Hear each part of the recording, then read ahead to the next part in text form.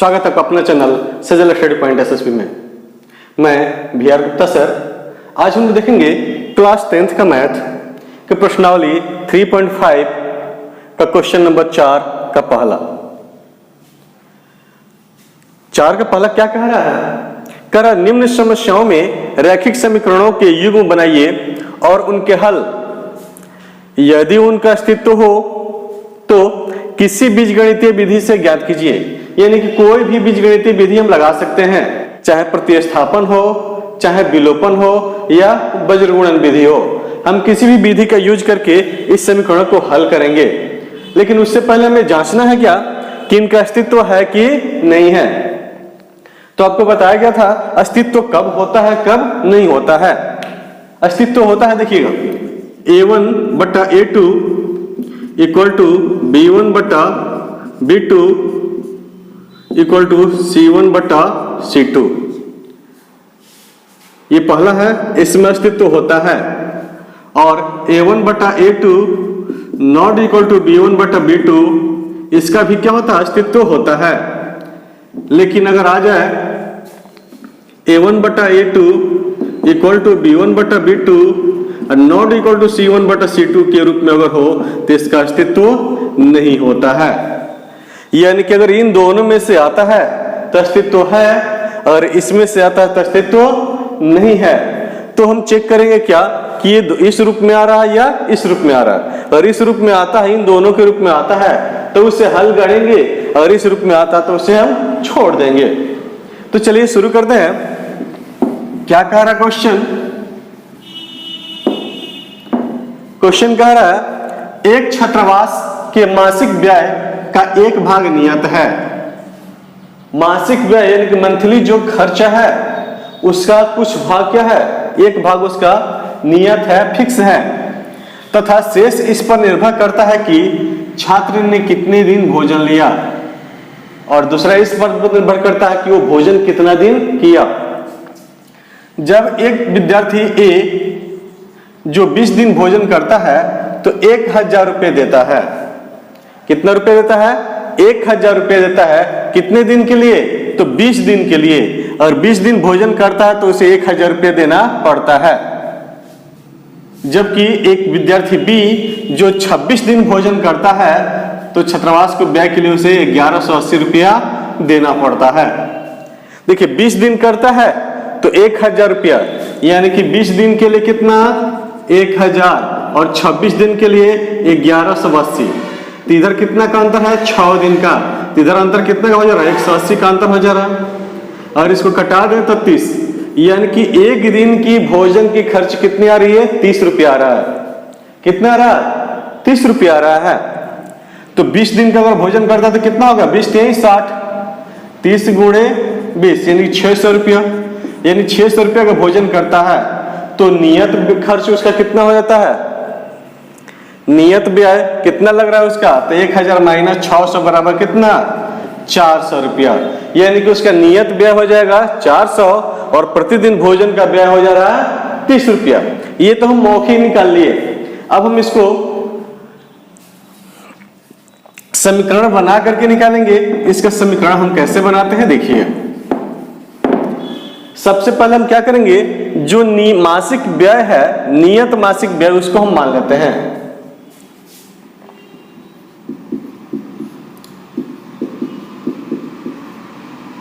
माना कि नियत मासिक व्यय बराबर कितना? 100 रुपया, तथा प्रतिदिन भोजन पर व्यय बराबर y रुपया। व्यय मतलब क्या होता है? खर्च होता है। क्या होता है? खर्च। तो प्रश्न से अब देखिए ये क्या कर रहा है कि 20 दिन भोजन करता है तो नियत तो है उसका तो 100 रुपया लगेगा ही, और 20 दिन भोजन करता है तो 20y, चूंकि एक दिन का y रुपया है, प्रतिदिन का y रुपया है, तो 20 दिन का कितना हो जाएगा? 20y। ठीक है। और कितना रुपया देता है? तो 1000 रुपया देता है। कितना देता है? 1000।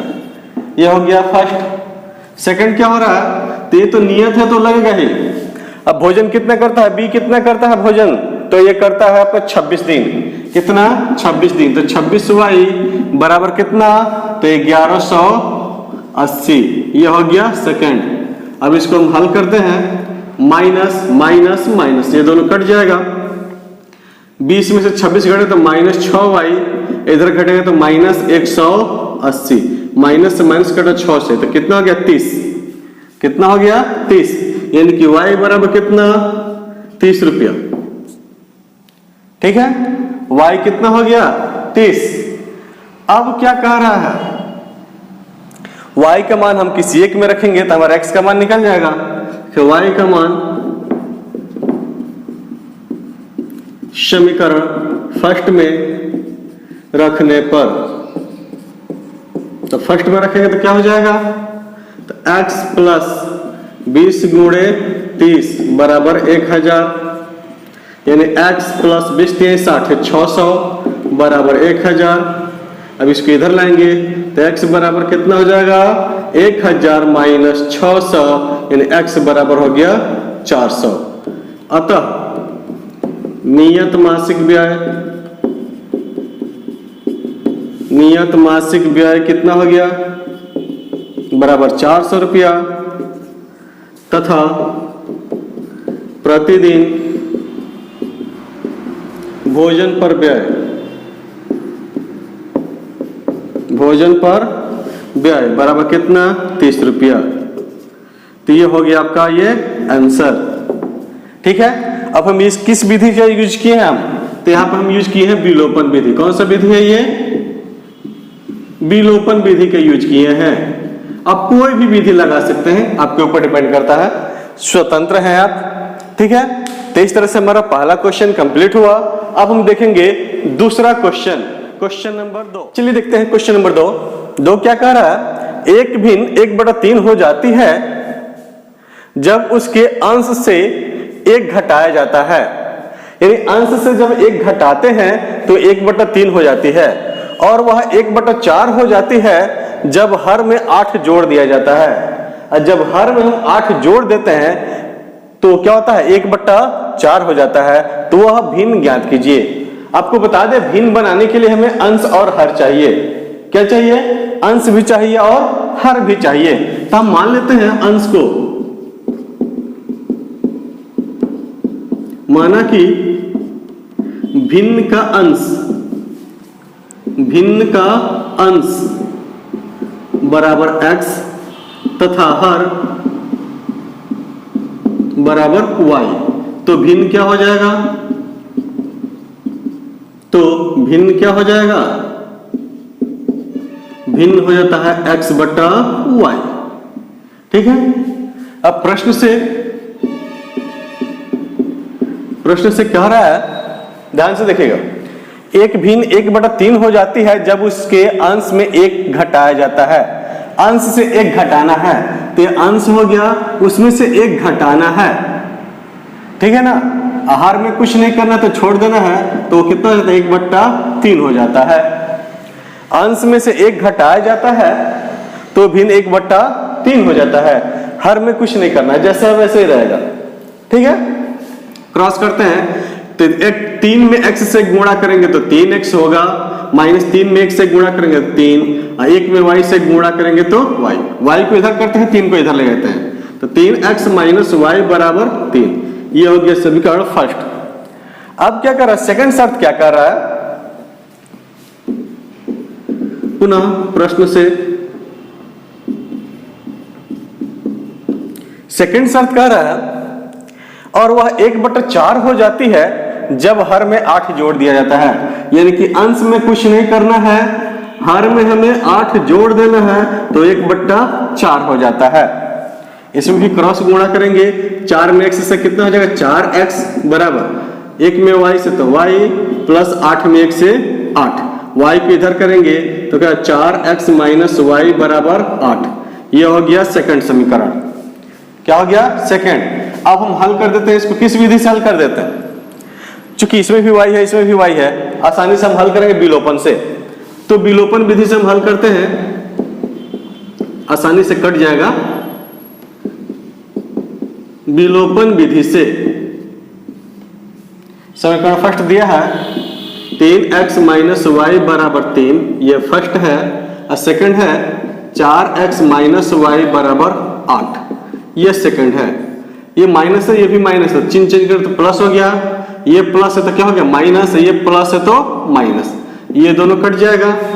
अब देखिए 3x में से 4x घटेगा तो माइनस x हो जाएगा, और 3 में से 8 घटेगा तो माइनस 5 हो जाएगा। माइनस माइनस कटेगा तो x बराबर हो गया 5। अब इस x का मान समीकरण फर्स्ट या सेकंड किसी में रख देते हैं। x का मान समीकरण फर्स्ट में रखने पर, तो फर्स्ट में रख दीजिए। फर्स्ट क्या है 3x माइनस वाई बराबर 3, ये मेरा फर्स्ट। तो 3x का मान 5 माइनस वाई बराबर 3। अब 3 बचे 15 माइनस वाई बराबर 3। 3 को इधर करते हैं, y को इधर कर देते हैं। -3 बराबर माइनस वाई है, इधर आएगा तो क्या होगा प्लस वाई हो जाएगा, यानी कि y बराबर 12। 15 में से 3 घटे कितना हो गया 12। अतः भिन्न क्या हो गया, भिन्न होता है x बट्टा वाई। तो x का मान है 5 और y का मान है 12, तो 5 बट्टा 12 हो गया आंसर। तो क्वेश्चन नंबर 2 कंप्लीट हुआ। अब हम लोग देखेंगे क्वेश्चन नंबर 3। कह रहा है यश ने एक टेस्ट में 40 अंक अर्जित किए। जब उसे प्रत्येक सही उत्तर पर 3 अंक मिले तथा अशुद्ध उत्तर पर 1 अंक की कटौती की गई, यानी कि जब गलती होता है तो 1 अंक घटा दिया जाता है, 1 अंक काट दिया जाता है, और जब सही होता है तो 3 अंक मिलता है। यदि उसे सही उत्तर पर 4 अंक मिलते तथा अशुद्ध उत्तर पर 2 अंक कटते तो यह 50 अंक अर्जित करता। यानी सही उत्तर पे 4 अंक मिलता और जब गलती होता तो क्या होता 2 अंक कट जाता, तब टोटल उसे कितना अंक मिलता 50 अंक मिलता। तो टेस्ट में कितने प्रश्न थे ये हमको बताना है। इस प्रश्न में जो यश है कुछ सही प्रश्न भी बनाता है और कुछ गलत भी प्रश्न बनाता है। तो अगर हम सही और गलत प्रश्नों को मान लें और उसको निकाल कर हम टोटल को जोड़ दें तो कुल प्रश्नों की संख्या हमारा निकल जाएगा। तो सबसे पहले हम क्या करते हैं, मान लेते हैं कि सही प्रश्नों की संख्या x तथा गलत प्रश्नों की संख्या y। ठीक है, हल करते हैं। माना कि टेस्ट में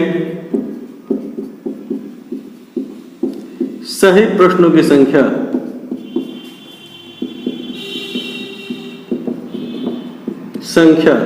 बराबर x तथा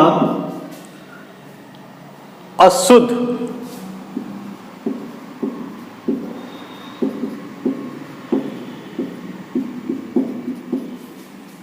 प्रश्नों की संख्या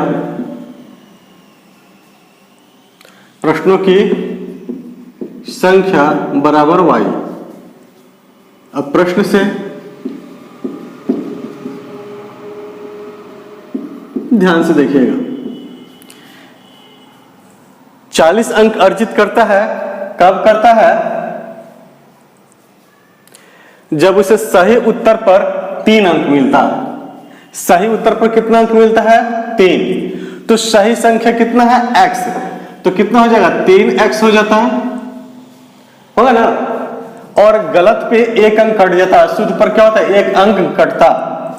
तो अशुद्ध कितना है y, तो y कटता मतलब क्या घट जाता, तो उसमें से y आपका क्या हो जाएगा घट जाएगा, क्योंकि 1 में y से गुणा करेगा तो y ही होगा। अब टोटल प्रश्न नंबर कितना था उसका 40 नंबर मिलता है। कितना मिलता है 40 अंक अर्जित करता है। तो ये हो गया आपका फर्स्ट। पुनः प्रश्न से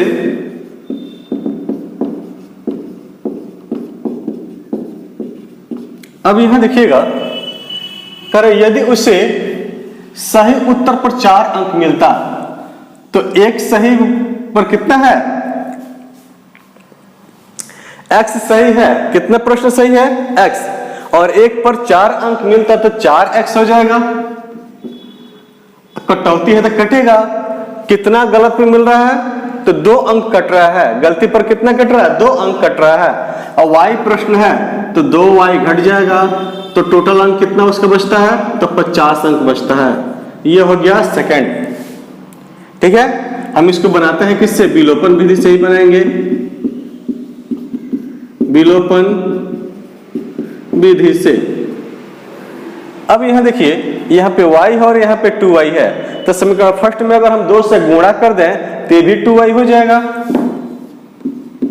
लिखेंगे समीकरण फर्स्ट गुणे 2 करने पर, तो फर्स्ट में 2 से गुणा करेंगे तो क्या हो जाएगा,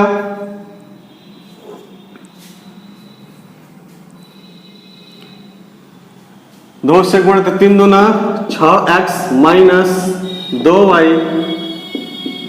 बराबर 80। यह हो गया समीकरण नंबर थर्ड।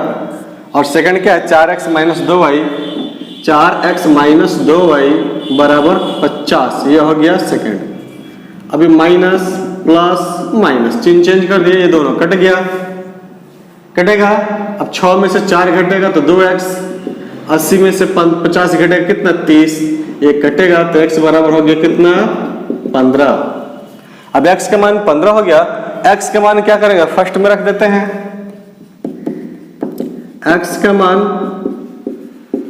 समीकरण फर्स्ट में रखने पर, तो फर्स्ट में रखेंगे तो क्या हो जाएगा, देखिए फर्स्ट है 3x, तो 3 गुणा x का मान 15 माइनस y बराबर 40।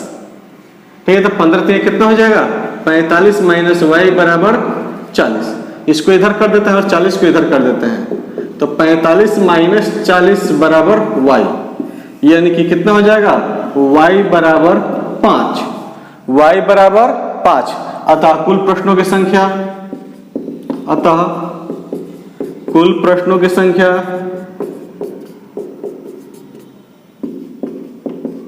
कितना हो जाएगा जी, तो सही और गलत मिलाकर 2 वही ना होगा, यानी कि 15 प्लस 5 बराबर कितना, 20। ये हो गया हमारा आंसर। कुल प्रश्नों की संख्या हो गया 20, यानी टेस्ट में कुल 20 प्रश्न थे। अब हम देखते हैं क्वेश्चन नंबर 4 कह रहा है, एक राजमार्ग पर 2 स्थान A और B 100 किलोमीटर की दूरी पर है, यानी कि ये A है और ये B है, इसके बीच की दूरी कितनी है, 100 किलोमीटर है, 100 किलोमीटर पर है। एक कार A से तथा दूसरी कार B से एक ही समय में चलना शुरू करती है। एक कार यहां से चलती है और एक कार यहां से चलती है, और दोनों एक ही टाइम पर चलती है।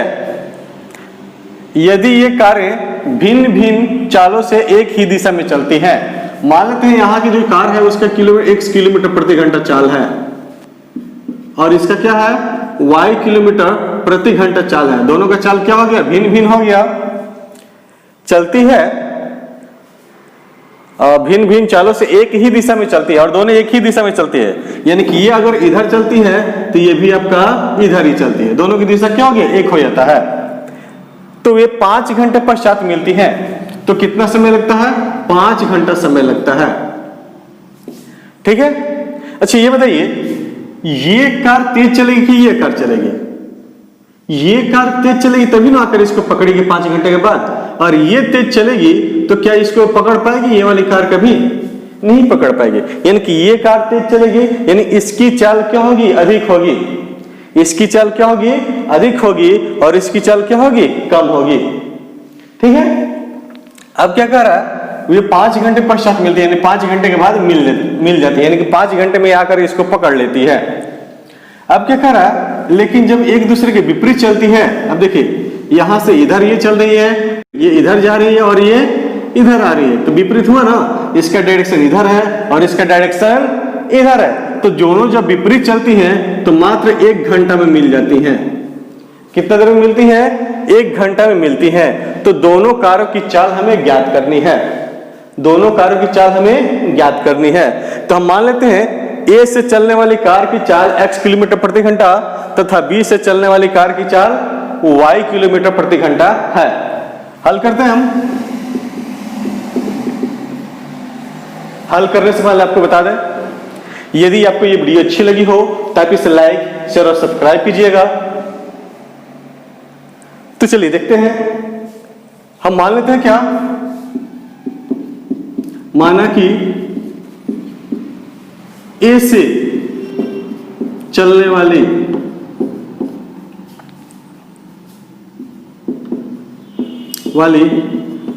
कार की चाल, ए से चलने वाली कार की चाल बराबर x किलोमीटर प्रति घंटा, तथा बी से चलने वाली कार की चाल कितनी, तो y किलोमीटर प्रति घंटा। इन होगा बी से चलने वाली कार की चाल y किलोमीटर प्रति घंटा,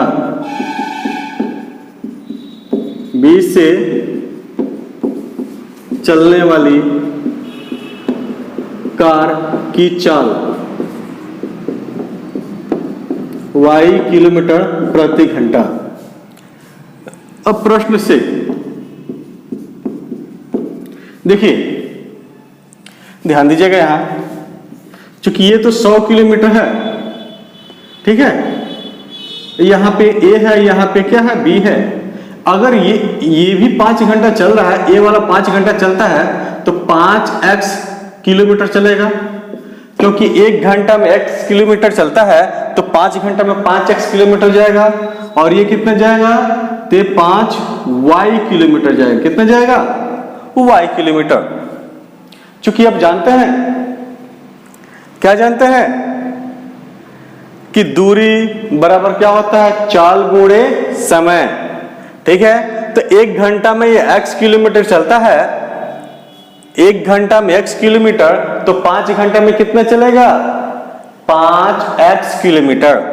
फिर ये b जो है, b से चलने वाली कार 1 घंटे में y किलोमीटर चलती है, तो 5 घंटे में कितनी चलेगी, 5y किलोमीटर चलेगी।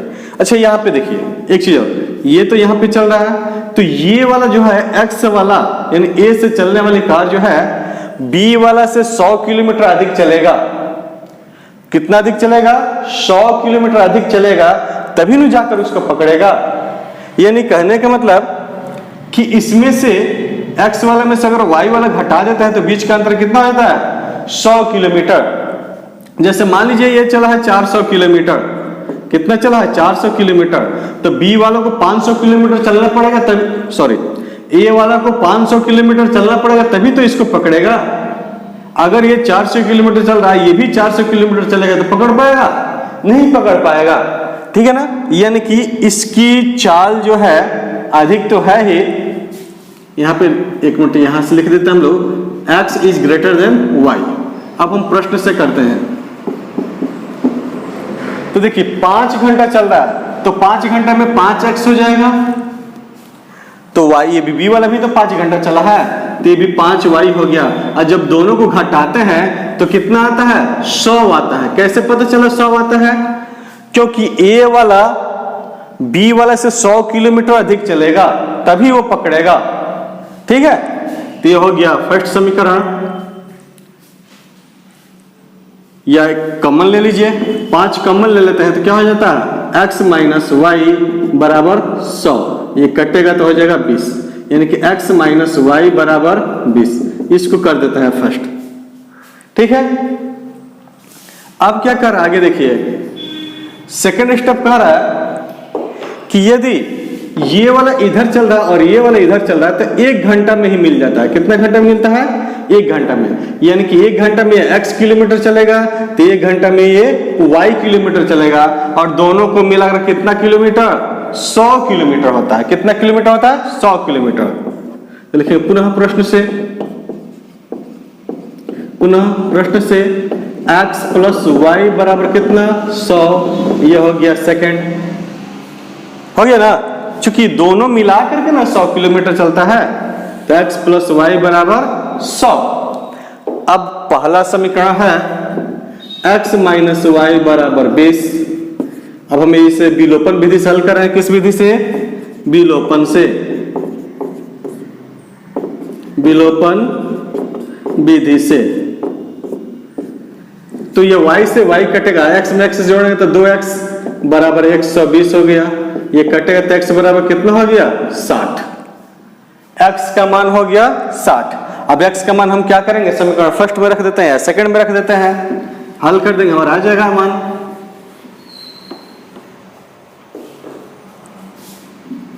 x का मान समीकरण फर्स्ट में रखने पर,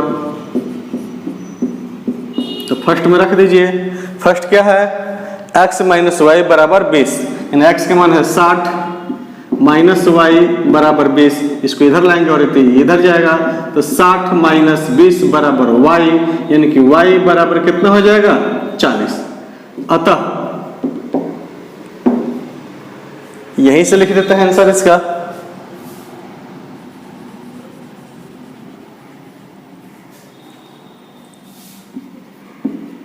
अतः ए से चलने वाली कार की चाल कितना हो गया 60 किलोमीटर प्रति घंटा, तथा बी से चलने वाली कार की चाल कितना हो गया 40 किलोमीटर प्रति घंटा। यह हो गया हमारा आंसर। ठीक है, तब देखते हैं हम लोग क्वेश्चन नंबर 5।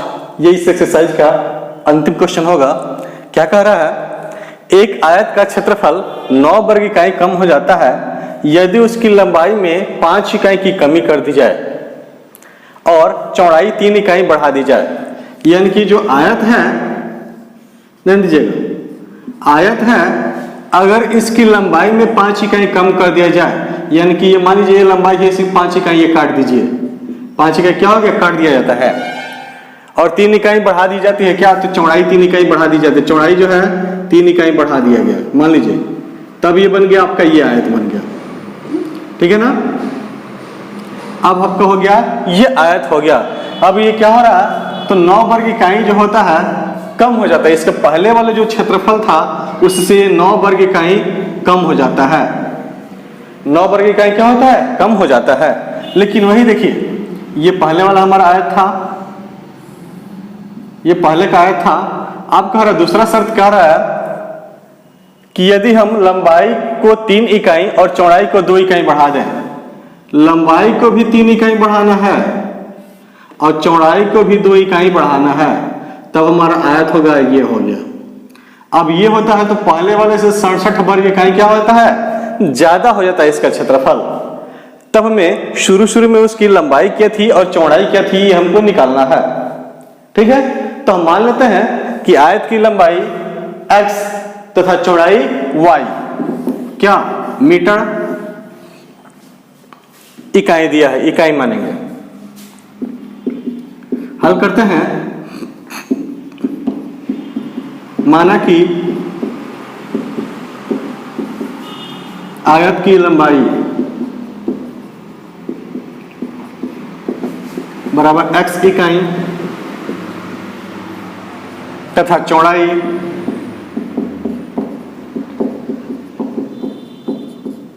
बराबर y इकाई। अब देखिए, लंबाई है x, चौड़ाई है y, तो क्षेत्रफल क्या होगा, तो क्षेत्रफल अब जानते हैं लंबाई गुणे चौड़ाई, तो x गुणे y वर्ग इकाई हो जाएगा। क्या होगा, वर्ग इकाई, क्योंकि जब भी क्षेत्रफल होता है निकाला जाता है वो वर्ग में होता है, तो वर्ग इकाई हो गया। अब क्या कह रहा है, अब प्रश्न से देखिएगा, प्रश्न से कर यदि उसकी लंबाई 5 इकाई कम कर दी जाए, 5 इकाई कम कर दिया जाता है, तो लंबाई हो गया x, इसमें 5 इकाई कम कर दिया जाता है। ठीक है, चौड़ाई 3 इकाई बढ़ा दी जाती है।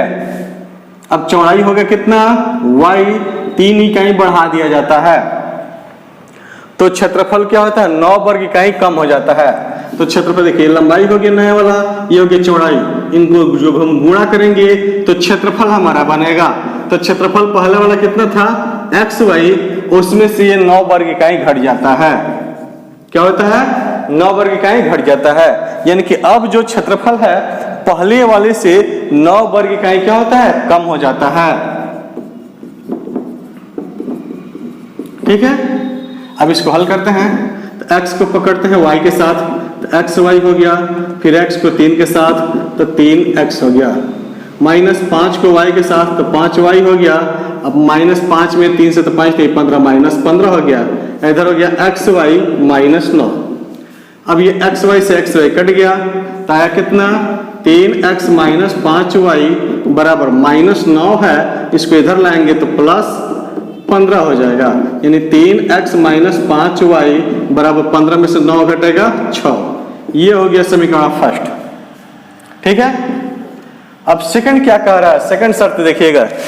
सेकंड कह रहा है यदि लंबाई 3 इकाई, तो लंबाई को हम 3 इकाई, पुनः प्रश्न से लंबाई में 3 इकाई बढ़ा रहा है और चौड़ाई को 2 इकाई बढ़ा रहा है। चौड़ाई को हो गया कितना, 2 इकाई बढ़ा दे रहा है। तो क्षेत्रफल क्या होता है, पहले का जो क्षेत्रफल है उससे 67 अधिक हो जाता है। कितना अधिक हो जाता है, 67।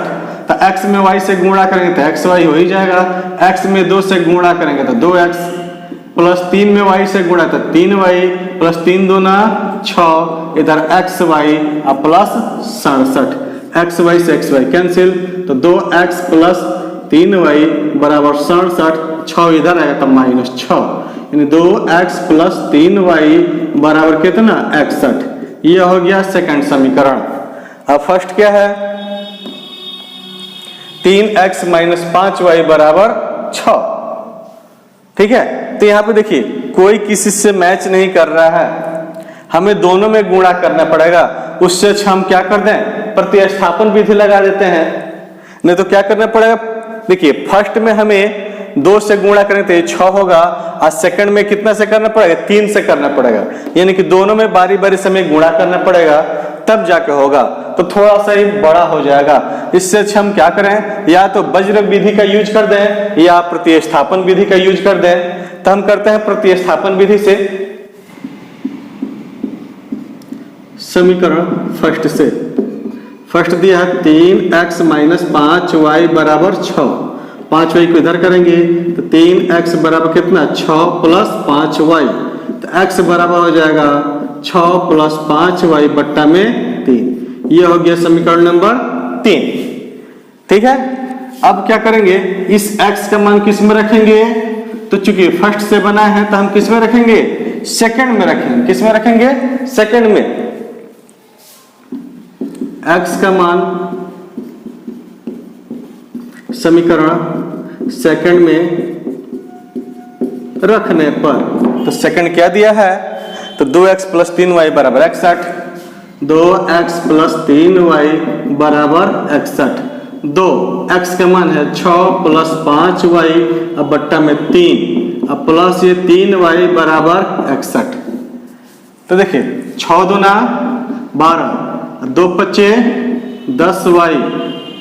ठीक है, अब प्लस ये बट्टा में है ना, तो गुणा होगा, तो 3 त्रिका 9y बराबर 61 183, 3 एक में 3 छत्री 18 हो गया। अब 9 10 कितना हो जाएगा, 19y बराबर 183 अब माइनस 12। ठीक है, अब 19y बराबर हो गया इतना, तो y बराबर लिख देते हैं 19y बराबर 171, घटेगा तो उतना ही ना आएगा, बराबर क्या हो जाएगा 171 बटा 19, 19 9 171, यानी कि y बराबर हो गया 9। अब y का मान किस में रख देंगे, थर्ड में रख देंगे।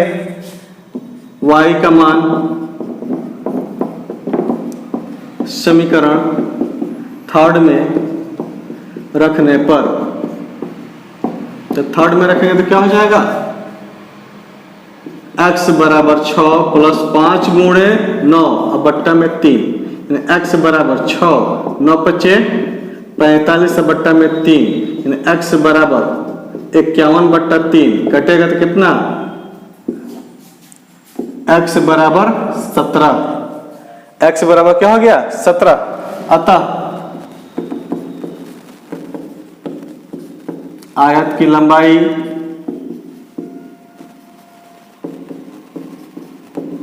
17 इकाई तथा चौड़ाई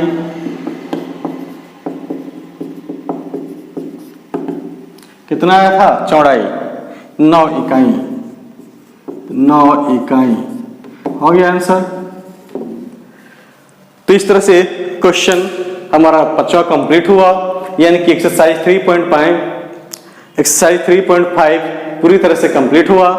अगर आपको वीडियो अच्छी लगी हो तो आप इसे लाइक कीजिए, शेयर कीजिए, सब्सक्राइब कीजिए। Thank you for watching this video.